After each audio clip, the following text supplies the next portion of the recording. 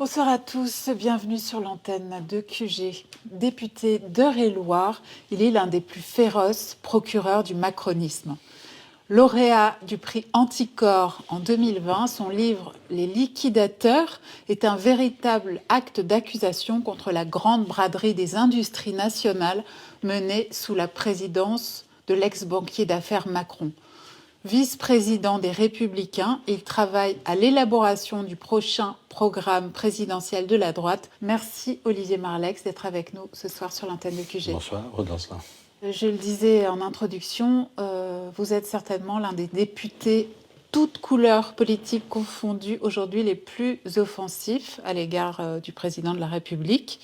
Vous portez un jugement extrêmement critique sur son action, aussi bien avant son élection à l'Élysée qu'après son élection à l'Élysée. Justement, commencer par l'avant, c'est-à-dire la période où il est secrétaire général adjoint, puis ministre de l'économie sous François Hollande. Vous soulignez dans votre livre que pendant ces 2 années, entre l'été 2014 et l'été 2016, on va vivre un véritable âge d'or des fusions-acquisitions en France. Et vous soulignez notamment que 4 entreprises du CAC 40, c'est-à-dire 10% du CAC, vont être échangées pendant cette période-là. Alors, est-ce que vous pouvez nous dire exactement ce que ça signifie et en quoi cela a constitué pour vous un signal d'alerte ? Oui, donc c'est la vente d'entreprises qui joue un rôle majeur dans notre économie, dans notre histoire économique. C'est la vente d'Alstom, d'Alcatel, de Technip, de Lafarge, et d'autres. Qu'est-ce que ça signifie? Alors Emmanuel Macron, d'abord, c'est un banquier d'affaires, donc on ne peut pas lui en vouloir, il fait ce qu'il sait faire.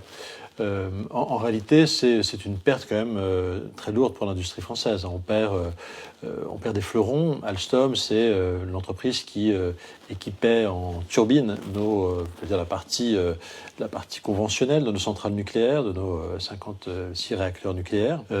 Aujourd'hui, les turbines sont faites par les Américains, entretenues par les Américains. C'est pas tout à fait la même chose en termes d'indépendance nationale.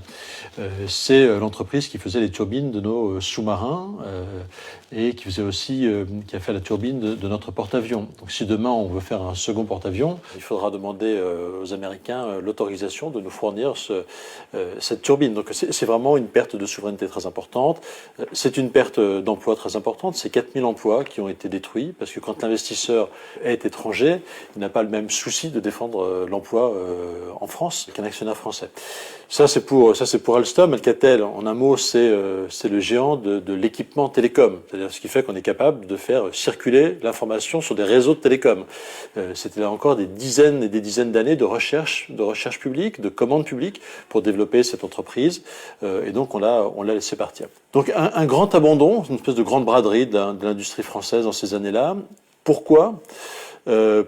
Parce que très clairement, M. Macron, à ce moment-là, en tout cas, n'a pas le souci de défendre l'intérêt national, de mon point de vue. Défendre l'intérêt national, c'est défendre cet appareil productif français. Et si l'actionnaire de référence, qui était Bouygues dans le cas d'Alstom, veut s'en retirer, ce qui est légitime, c'est trouver une solution qui garantisse un contrôle national. Lui, il ne le fait pas. Il achète, content, les solutions que proposent en fait les banques d'affaires. Ensuite, il y a une seconde question qui se pose, c'est en fait celle du rythme effréné. Pourquoi cette accélération? Cette accélération, en fait, elle a un effet immédiat, c'est que les honoraires sont des fusions-acquisitions qui représentent des dizaines de milliards d'euros. C'est-à-dire que la vente d'Alstom, c'est 12 milliards d'euros. La vente d'Alcatel, c'est 15 milliards d'euros. La vente de Technip, c'est 8 milliards d'euros. La vente de Lafarge, c'est 19 milliards d'euros. À chaque fois, ce sont des dizaines, des centaines de millions qui sont générés en honoraires de conseil pour des banques d'affaires, pour des cabinets de conseil, pour des agences de communication, pour des cabinets d'avocats, pour des lobbyistes en tout genre. Et donc, c'est sûr que dans ces 2 ans, on a une espèce de ruissellement, si je puis dire, venant du haut, sur le tout Paris de la finance, qui a généré évidemment une espèce d'enthousiasme à l'égard de celui qu'on a appelé le Mozart de la finance. Voilà. Donc ce climat lui a évidemment été bénéfique à lui, pas à l'intérêt national. Alors, vous le dites aussi, ça, C'est ce qui vous vaut d'ailleurs dans le livre de Gérard Davet, Fabrice Lhomme, d'être qualifié de lanceur d'alerte. Je ne sais pas ce que ça vous inspire.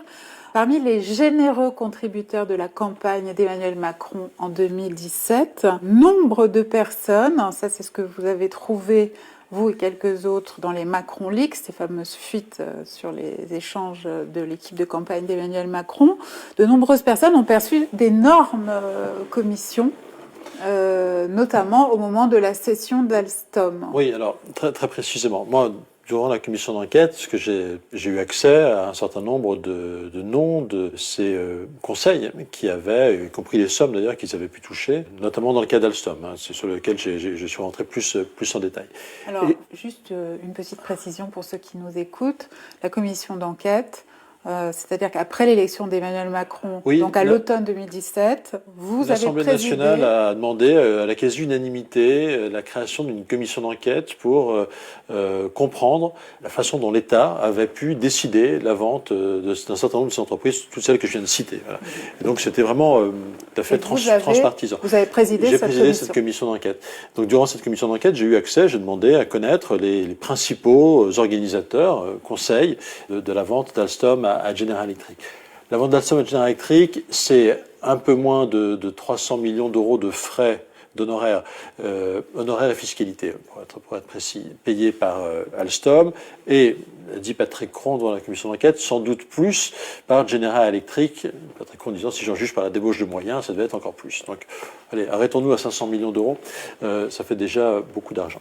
Donc j'ai eu accès à la liste des entreprises, des agences, des cabinets de conseil qui avaient participé, des banques qui avaient participé à ces ventes. Alors je ne dis pas qu'elles n'ont pas travaillé, puisqu'il y avait beaucoup de travail, mais ce qui est intéressant, ce qu'il faut avoir à l'esprit, c'est que beaucoup d'entre elles étaient rémunérées par success fees, notamment les banques d'affaires, les cabinets d'avocats ou des lobbyistes. C'est-à-dire que si le ministre de l'économie, Emmanuel Macron en l'occurrence, n'avait pas apposé sa signature in fine, il n'était pas rémunéré. Donc la signature du ministre, elle est évidemment cruciale. Et donc oui, j'ai été assez surpris de découvrir, alors un mois après qu'on ait terminé nos travaux,